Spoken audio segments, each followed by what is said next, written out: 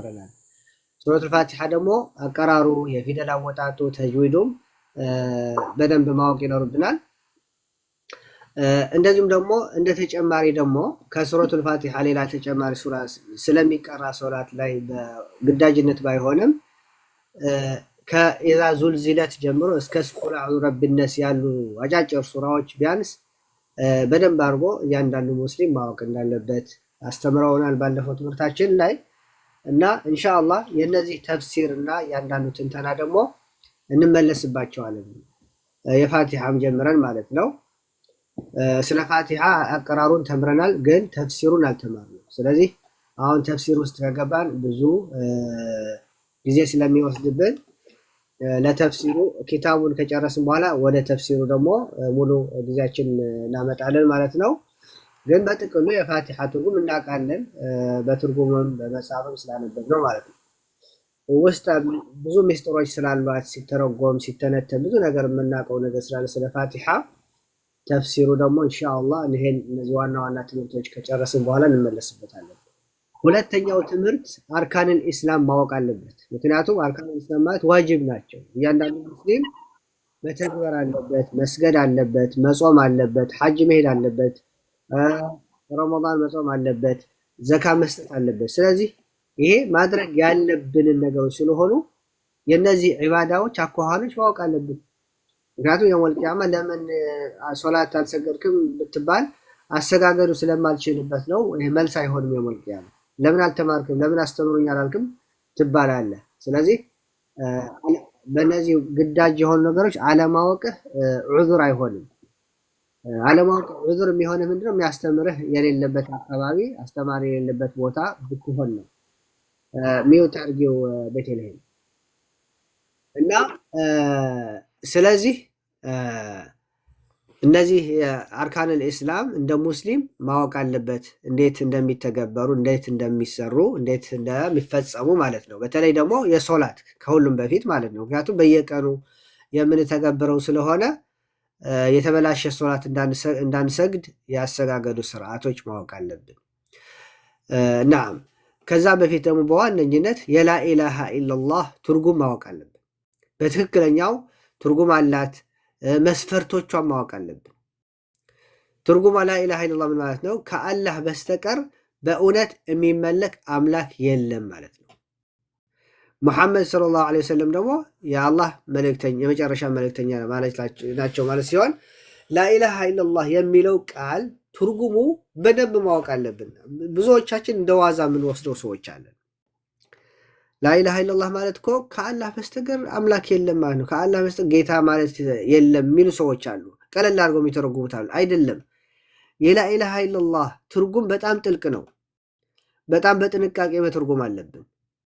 ላኢላሃ ኢላላህ ማለት ከአላህ በስተቀር በእውነት የሚመለክ አምላክ የለም ማለት ነው። ቃል በቃል ከአላህ በስተቀር በእውነት የሚመለክ አምላክ የለም ማለት ነው። ስለዚህ ይህን ስንል ለምሳሌ አንድ ሰው ላኢላሃ ኢላላህ ማለት ከአላህ በስተቀር አምላክ የለም ቢል ይሄ ትርጉም ትክክል ነው? ቤተልሔም ትመልስልም። ቤተልሔም አለሽ? ከአላህ በስተቀር አምላክ የለም ብለን የምንተረጉመው ላኢላሃ ኢላላህ ትክክል ነው? አይደለም። ትክክል አይደለም።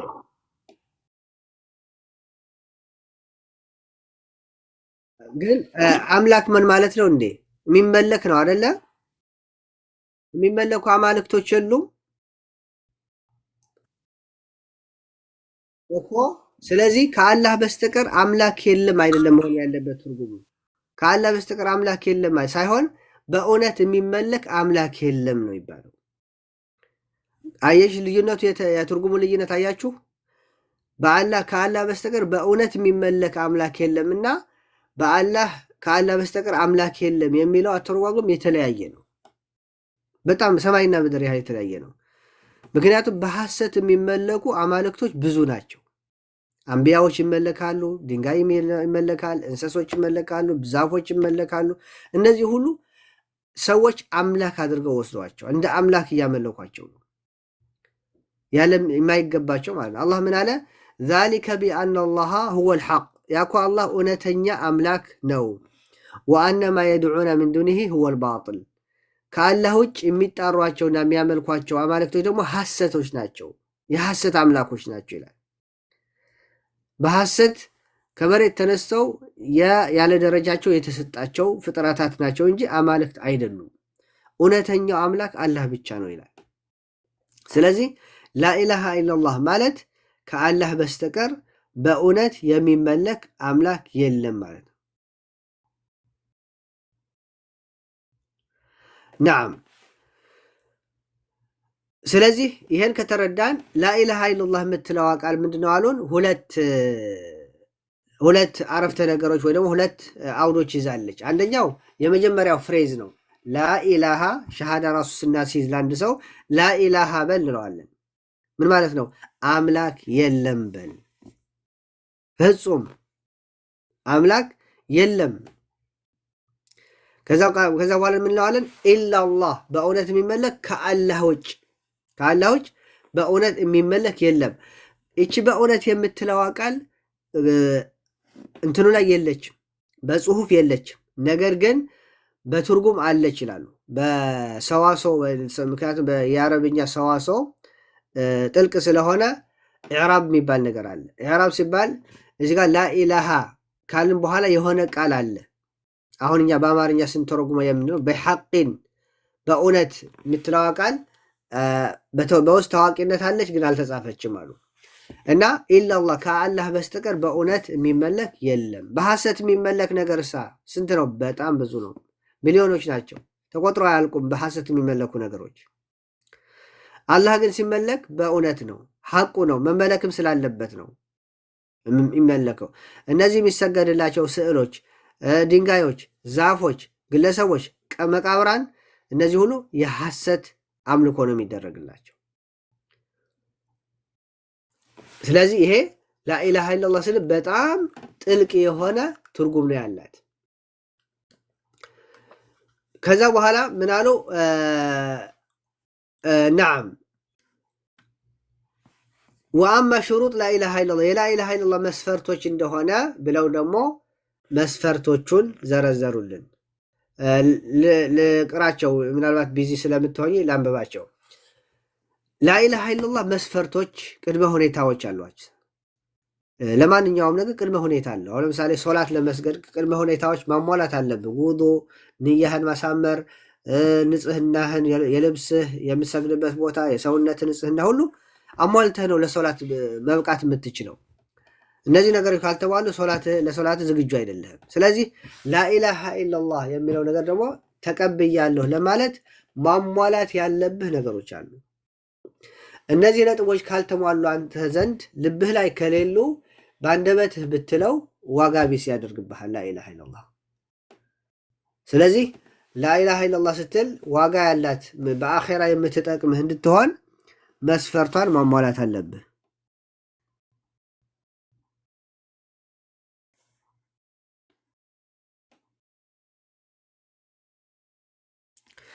ናም ስለዚህ ምን አሉ? የመጀመሪያው መስፈርት ምንድን ነው?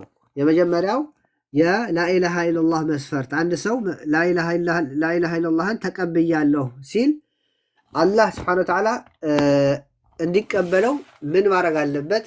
መጀመሪያ ላኢላሃ ኢላላህ የሚለውን ትርጉሙን ማወቅ አለበት። ምን እያለ እንደሆነ ማወቅ አለበት። ዝም ብሎ አንድ ካፊር ላኢላሃ ኢላላህ ስላለ ሙስሊም ነው ማለት አትችልም። ትርጉሙን ሳያውቀው ዝም ብሎ በአፉ ስለሸመደደው ስላለው ሙስሊም አያደርገውም። ስለዚህ መጀመሪያ ላኢላሃ ኢላላህ ሲል ትርጉሙን አውቆ ከአላህ በስተቀር ሌላ አምላክ የለኝም፣ እውነተኛ አምላኬ አላህ ነው ብሎ ትርጉሙ ይሄ እንደሆነ አውቆ አምኖ ማለት አለበት ማለት ነው። ስለ የመጀመሪያው ምንድነው? እውቀት ነው። ሳታውቀውና ትርጉሙን ሳታውቀው ዝም ብለህ በአፍህ ማነብነብ አላህ ዘንድ ምንድነው ተቀባይነት አያስደርግብህም። ከልብህ ጋር መገናኘት አለበት። ከልብህ ጋር ሊገናኝ ደግሞ እውቀቱ ማወቅ አለብህ። ስለዚህ አንድ ሰው የሆነ በማታውቀው ቋንቋ እንደዚህ ይበል ቢልህ ያን ነገር ብትለው እና ያ ንግግር መጥፎ ንግግር ከሆነ እንዴት መጥፎ ነገር ትናገራለህ ተብለህ ልትሰደብ ወይ ደግሞ ሰው ሊቆጣህ አይችልም። ምክንያቱም በል አለህ እንጂ አንተ የምትለውን አላወቅክም መሰረቱ። እንደዚሁም ጥሩ የሆነ ንግግር ስለተናገርክ ሰው በል ብሎ ትርጉሙን ያላወቅከው ያም አያስመሰግንህም። ምክንያቱም ያልከው ነገር አስበው አውቀው ስላይደለ ማለት ነው። ስለዚህ ላኢላሃ ኢላላህ የሚለውን ትርጉሙን ማወቅ አለብን። ትርጉሙን ማወቅ ግድ ይለናል። ትርጉሙ ደግሞ እውቀት ነው። እውቀት ደግሞ የመሃይምነት ያለማወቅ ተቃራኒ ነው። ነዓም ሱብሓነላህ ቁረይሾች ላኢላሃ ኢላላህ በሉ ሲባሉ በጣም ጥልቅ ትርጉሙን ይገባቸው ነበር። ምን አሉ? አጀዐለ አልአሊሀተ ኢላሃን ዋሂዳ፣ ይሄ ሰው ያመዋል እንዴ? አማልክት ሁሉ ጥሎ ሁሉንም አንድ አምላክ አደረጋቸው እንዴ አለ።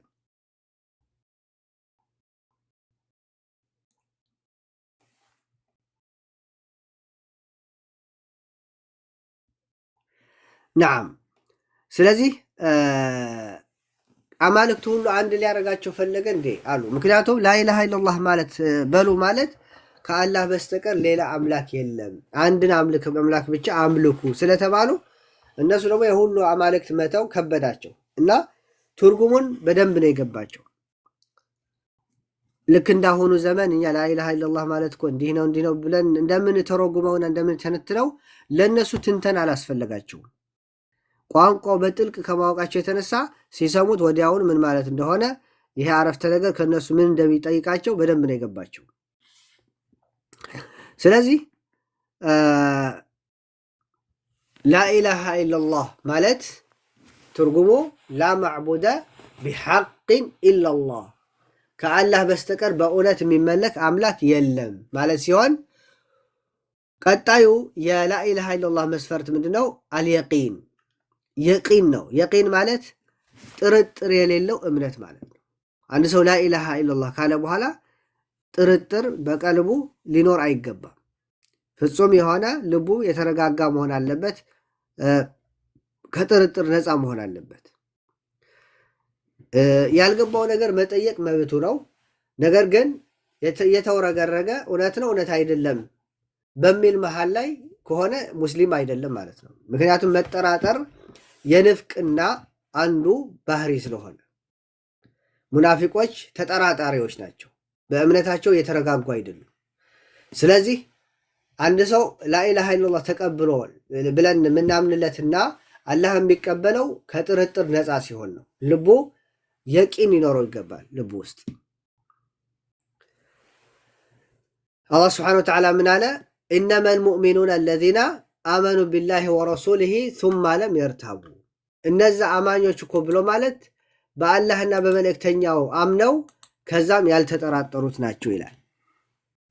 ከዛም ያልተጠራጠሩት ናቸው።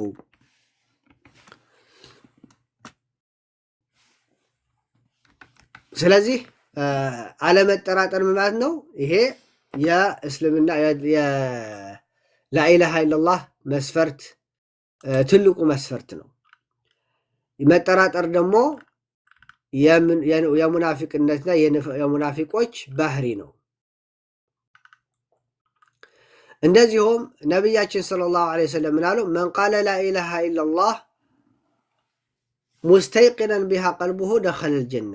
አንድ ሰው ላኢላሃ ኢላላህ ካለ ከልቡ ምንም ጥርጥር ከሌለው ላኢላሃ ኢላላህ ካለ በኋላ ጀነት ይገባል። በጀነት አብስሩት ይላሉ ነቢያችን ዐለይሂ ሰላቱ ወሰላም።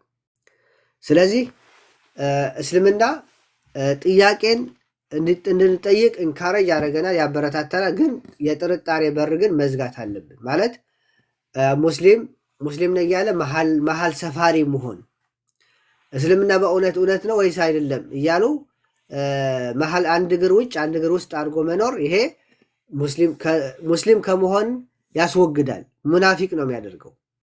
ስለዚህ በላኢላሃ ኢላላህ ፍጹም የሆነ እርግጠኛነት ያለው እምነት ላይ መሆን አለብን ማለት ነው። በሶስተኛ ደረጃ አልኢኽላስ ነው። ኢኽላስ ማለት ሲንሲሪቲ፣ በእንግሊዝኛው ሲንሲሪቲ ይሉታል። በአማርኛው ደግሞ ያው ጥራት ውስጥህ አንተ ላኢላሃ ኢለላህ ስትል ለይስሙላ አይደለም የምትለው ማለት ነው። ለአላህና አኼራን ፈልገህ ጀነትን ፈልገህ ነው ላኢላሃ ኢለላህ ያልከው እንጂ ለማንም ብለህ አይደለም። ስለዚህ ኢኽላስ ሊኖርህ ይገባል። ላኢላሃ ኢለላህ ስትል ኢኽላስ ሊኖርህ ይገባል። ነቢያችን ሰለላሁ ዐለይሂ ወሰለም በሐዲታቸው እንደሚሉት ነዓም አስዓዱ ናስ ቢሸፋዓቲ የውመል ቂያማ የውመል ቂያማ ያ እድለኛ የሆነው የኔን ዋስነት የሚገጥመው ማነው አሉ? ነዓም አለዚ ቃለ ላኢላሃ ኢለላህ ኻሊሰን ሚን ቀልቢሂ ያ ላኢላሃ ኢለላህ ከልቡ አጥርቶ ከልቡ ነይቶ ያለ ሰው ነው። ከልቡ የመነጨ ስለ ላኢላሃ ኢለላህ እምነት ያለው ሰው ነው ያ የኔ ዋስነት የሚገጥመው እኔ ዋስ የምሆነው የውመል ቂያማ እንደዚህ አይነት ሰው ነው አሉ። ስለዚህ ኢኽላስ ያስፈልጋል። ዲናችን ላይ ኢኽላስ በጣም ትልቅ ቦታ አለው። ኢኽላስ የሌለው ስራ ከንቱ ነው። የፈለገ ለምን ተራራ የሚያህል ወርቅ ሰደቅ አታወጣም? ኢኽላስ ከሌለው ገደል ገባ ማለት ነው። ለምን 100 ዓመት ሶላት አትሰግድም? ኢኽላስ ከሌለህ ገደል ገባ ማለት ነው። ያ ሶላት ሁሉ አላህ ስብሓነሁ ወተዓላ ሚላል አላ ሊላሂ ዲኑል ኻሊስ ጥርት ያለ ዲን ጥርት ያለ አምልኮ አላህ አይገባውም ወይ ይላል። ስለዚህ ንያችን ማሳመር አለብን። ነቢያችንም ሰለላሁ ዐለይሂ ወሰለም ይላሉ 3 አይነት ሰዎች የውመል ቂያማ የመጀመሪያ የእሳት ማንደጃ የሚሆኑ 3 አይነት ሰዎች ናቸው አሉ። ማን ናቸው አሉ? አንደኛው ዓሊም ነበር አሉ።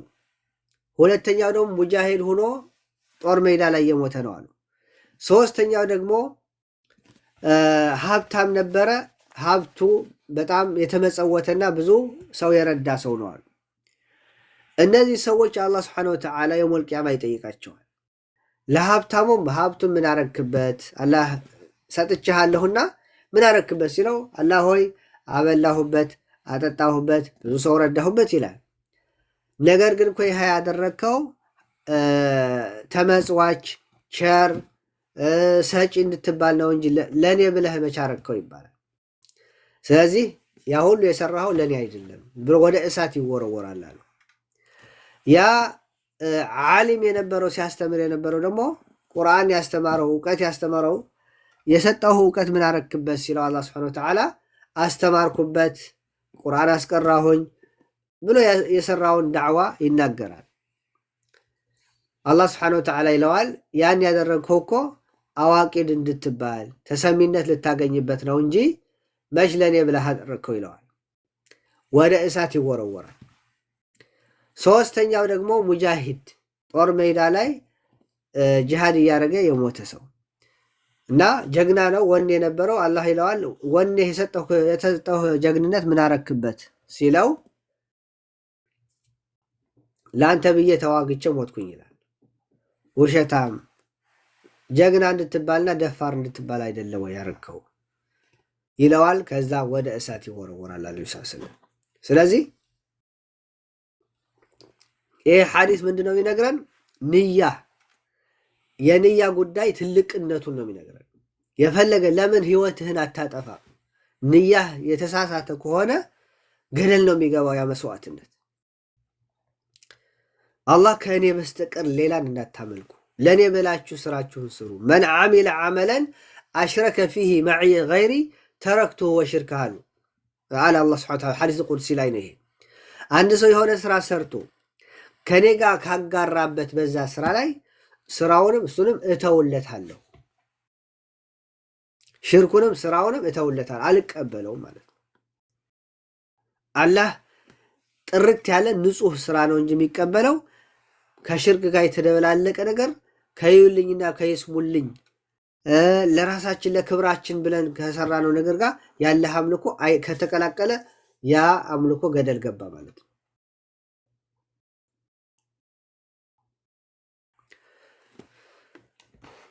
ነዓም ለዛ ነው ካፊሮች የውመል ቂያማ ብዙ ስራ ሰርተዋል እኮ። አሁን ካፊሮች እኮ የማይሰሩ መሰላችሁ? እንደ ድሃን ያበላሉ፣ ምስኪን ይረዳሉ። ማዘር ትሬዛ ስንት ምስኪን የስንት ሰው ህይወት አድናለች በቅንጨ። እድሜያችሁ ገፋ ያደረጋችሁ ሰዎች ታውቃላችሁ። በአፍሪካው በተለያየ ዓለም ማዘር ትሬዛ እንግዲህ ክርስቲያን ካቶሊክ መነኩሴ ናት። ብዙ ሰዎች ከሞት አድናለች በቅንጨ በማሰራጨት ነገር ግን ያቺ ሴትዮ ካፊር ናት፣ ሙሽሪካ ናት። ተዕቡዱ ገይረ አላህ ካላህ ውጭ አላህ ሶስት ነው የምትል ናት። ስለዚህ ያ ሁሉ ይጠቅማል፣ ያ ሁሉ ስራ፣ ያ ሁሉ ምስኪኖችን ድሆችን ከሞት መታደግ ይጠቅማታል? በአኼራ ይጠቅማል? አይጠቅምም። ለምን? በኩፍር የተሰራ በሽርክ የተሰራ ስራ ነዋ። በሽርክ እና በኩፍር ሰዓት የተሰራ ስለሆነ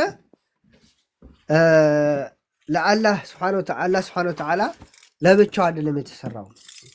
ከፊሉ ለማርያም ብለው ነው የሚሰሩት፣ ከፊሉ ለገብርኤል ብለው ነው የሚሰሩት፣ ከፊሉ ለኢየሱስ ብለው ነው የሚሰሩት፣ ከፊሉ ለ44 ታቦት ብለው ይሰሩታል። የሀገራችን ደግሞ ማለት ነው። ስለዚህ የሚሰሩት ስራዎች ጥርት ብለው ለአላህ አይደለም የሚሰሩት። ነገር ግን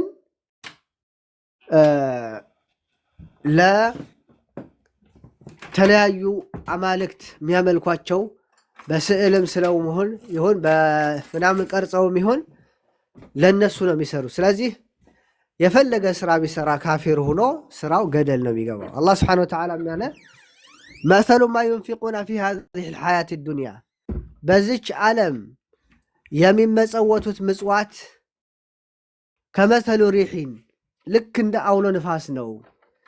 ፊሃ ሲር፣ ያቺ አውሎ ንፋስ ደግሞ በጣም ኃይለኛ ቅዝቃዜ ያላት ስትሆን አሳበት ሐርሰ ቀውም፣ በዛ ኃይል በዛ ቅዝቃዜ የሰዎችን ሰብል ታጠቃለች። ከዛ በኋላ ያንን ሰብል እንዳልነበረ ዶጋ መታ አድርገዋለች። ያ ማለት ነው እንደዛ ነው የነሱ ስራ ዱቄት የሚሆነው። ለምን? ሽርክ ስለተቀላቀለው፣ በአላህ ማጋራት ስለተቀላቀለው። አላህ ስብሐነሁ ወተዓላ በእሱ የተጋራን ኃጢአት አይምርም። ኢነላሃ ላ የግፊሩ አዩሽረከ ብሂ ወየግፊሩ ማ ዱነ ዛሊከ ሊመን የሻእ። አላህ በሱ የተጋራበትን ኃጢአት ሽርክን አይምርም ለማንም። ከሽርክ ያነሰ ኃጢአት ግን ለሻው ይምራል አለ። ናም እንደዚሁም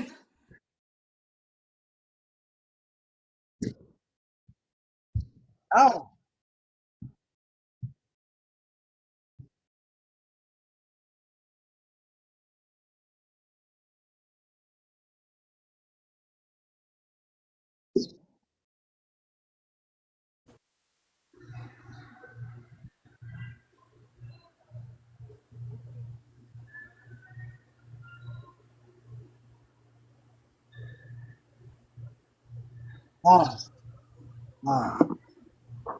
እና አዎ ከመርዳትም ጋር አብሮ ያው ሃይማኖታቸውን ለማስፋፋት እቅድ አላቸው። እና አላህ ስብሐነሁ ወተዓላ ምን ይላል? ወቀዲምና ኢላ ማ ዓሚሉ ሚን ዓመልን ፈጀዐልናሁ ሀባአን መንሱራ።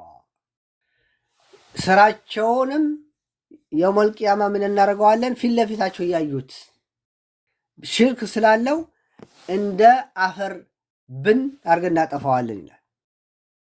ያ ሁሉ የሰሩት ሐታ ለሚሽነሪ ብለው ለሃይማኖት ለማስፋፋት ብለው ባይሆን ዝም ብለው የሚያደርጉት እርዳታ ቢሆንም ሽርክ ጋር የተቀላቀለው ኩፉር ጋር የተቀላቀለው በአላህ አንድነት ረኮግናይዝ ያልተደረገበት ስራ ስለሆነ አላህ ዘንድ ዋጋ ቢስ ነው። ስለዚህ በእስልምና ንያ በጣም ትልቅ ቦታ አለው። ንያን ማሳመር ትልቅ ቦታ አለው።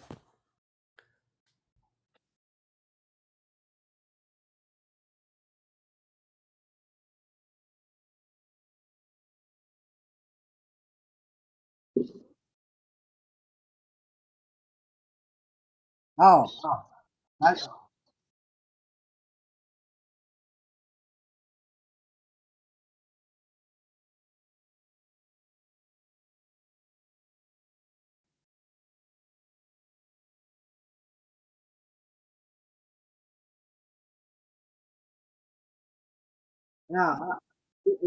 የተደጋገመ ይመስላል።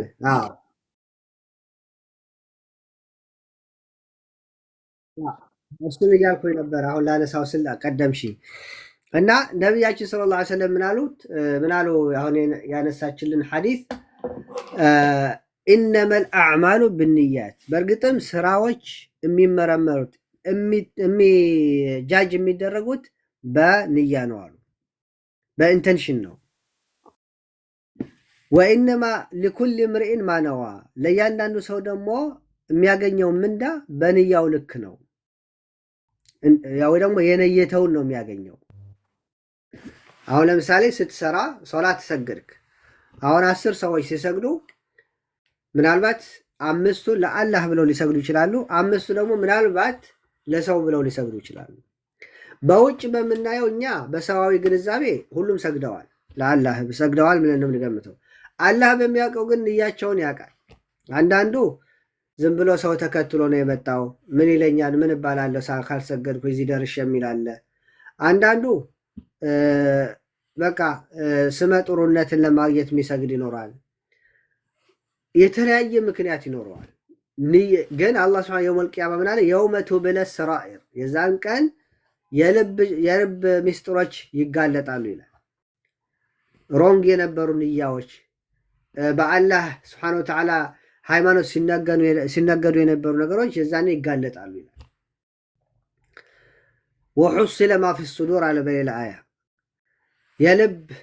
ልብ በአጠቃላይ ውስጥ ያለ የልብ ውስጥ የነበረው ሚስጥር ሁሉ ይጋለጣል፣ ይፋ ይወጣል ይላል እና ኢነመል አዕማሉ ብንያት፣ ስራዎች በኢንተንሽን ናቸው፣ በንያ ናቸው።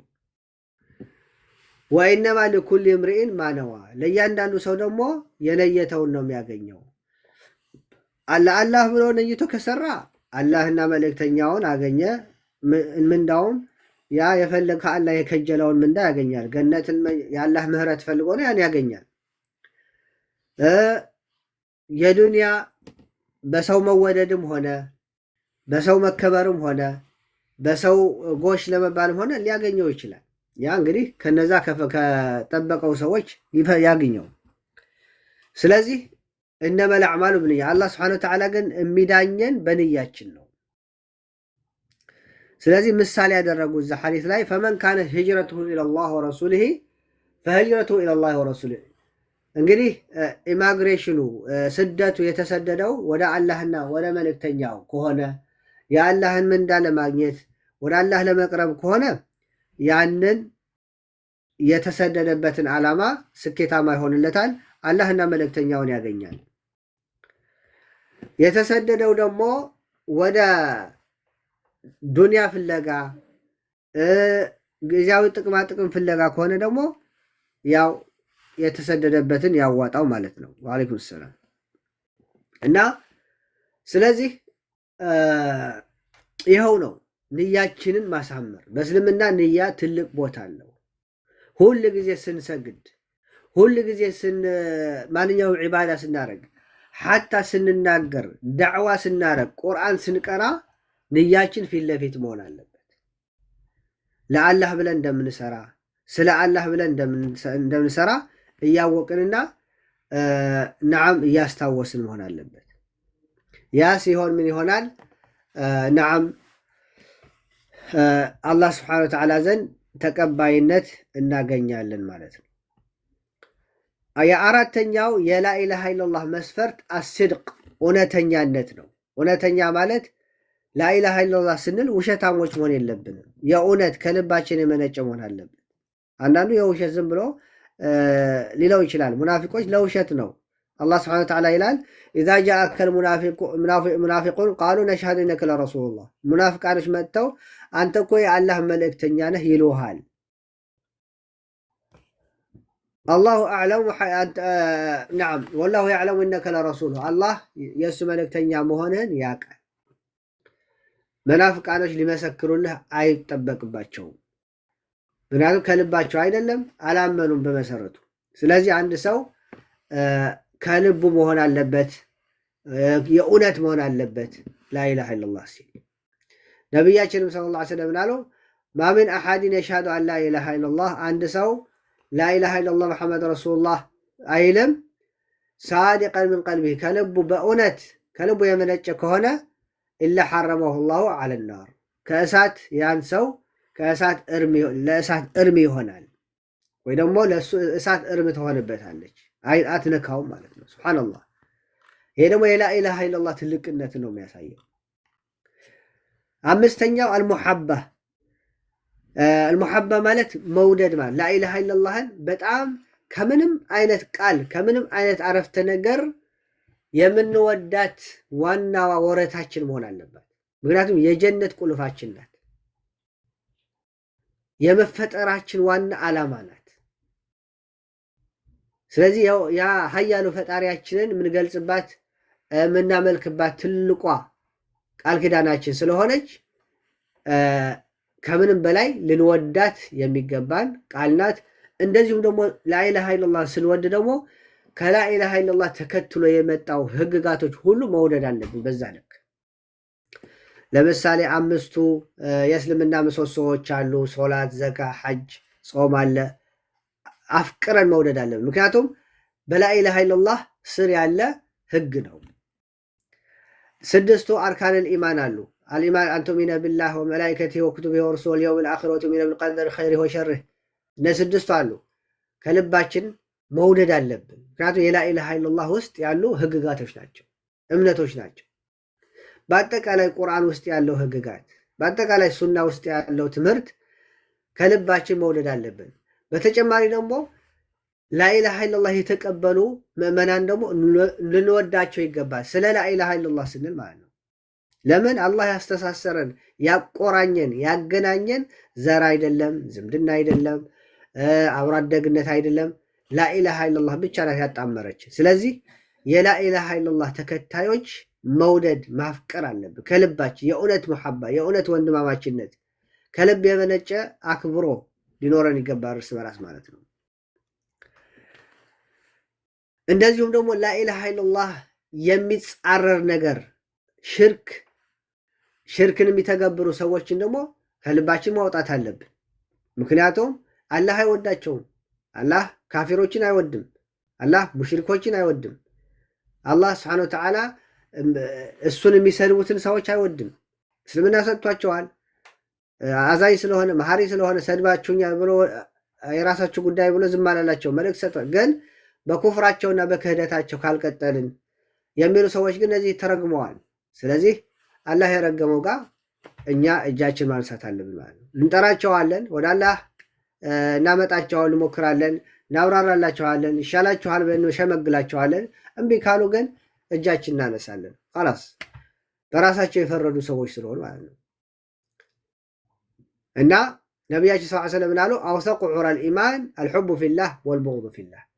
የአንድ የኢማን ትልቁ መሰረት ትልቁ ቦታ ለአላህ ብሎ መውደድ፣ ስለ አላህ ብሎ ደግሞ መጠላት ያለበትን መጥላት ማለት ነው።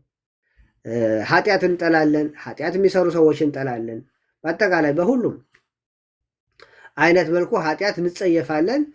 ኃጢአት ደግሞ ከሽርክ ጀምሮ ከትልቁ ኃጢአት ጀምሮ ማለት ከባዕድ አምልኮ ጀምረን እስከ መጨረሻው ኃጢአት እንጸየፈዋለን። ኃጢአትን የማይጸየፉ ሽርክን የማይጸየፉ ክህደትን የማይጸየፉ ሰዎችም አብረን እንጸየፋቸዋለን። ይሄ የግድ ነው። ምክንያቱም ወተትና ደም ማቀላቀል አይቻልም። እስልምና ወተት ነው፣ ኩፍር ደግሞ ደም ነው። እንደ ምሳሌ ማለት ነው። ደምና ወተት አይቀላቀልም። ከተቀላቀለ ምንድነው የሚሆነው? ወተቱ ወተትነቱን ይዘቱ አጣ ማለት ነው። እና ላኢላሃ ኢለላህ መውደድ፣ አላህን መውደድ፣ ነቢዩ ሰለላሁ ዐለይሂ ወሰለም መውደድ፣ አላህና መልእክተኛውን የወደዱ ሰዎችን መውደድ።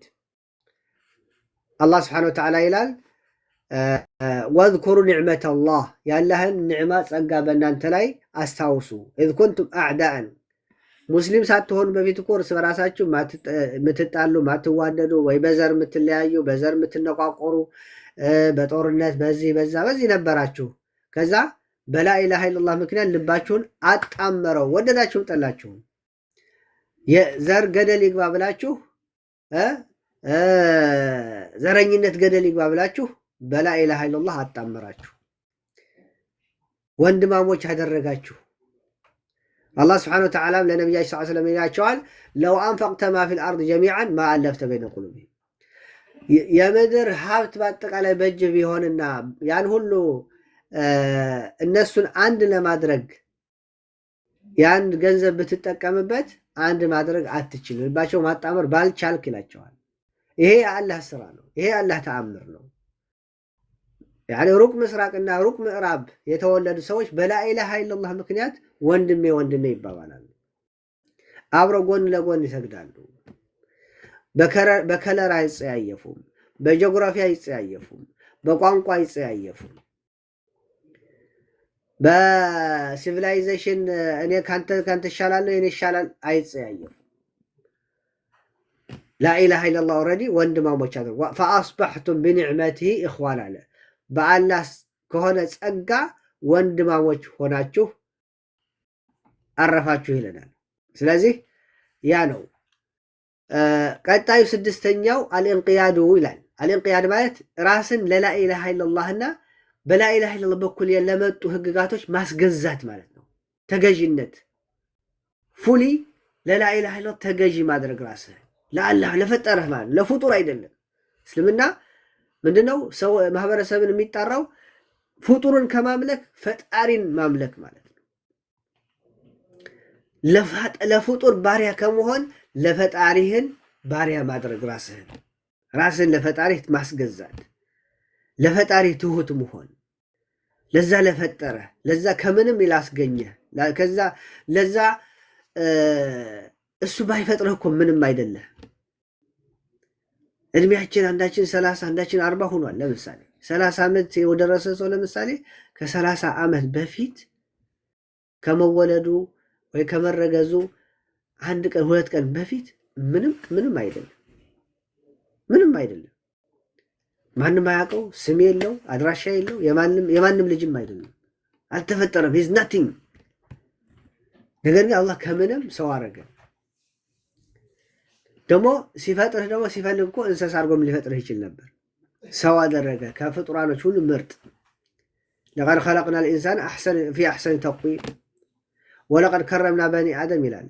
የአደም ልጆችን አከበርናቸው ይላል አላህ ሱብሓነሁ ወተዓላ። ስለዚህ ይህንን አምላክህን ማምለክና ለሱ መገዛት ሲያንሰው ነው አላህ ሱብሓነሁ ወተዓላ።